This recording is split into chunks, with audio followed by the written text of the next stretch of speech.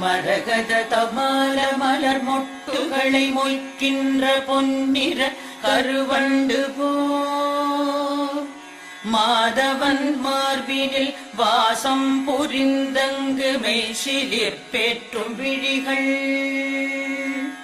மரகத தமால மலர் மொட்டுகளை மொய்க்கின்ற பொன்னிற கருவண்டு போல் மாதவன் மார்பினில் வாசம் புரிந்தங்கு மெய்சிலிற் பேற்றும் விழிகள்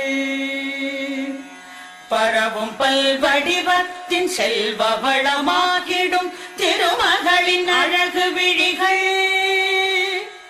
பறிவோடு அந்த இரு விழிகளின் கடை நோக்கு மங்களம் எனக் கருள்கவே.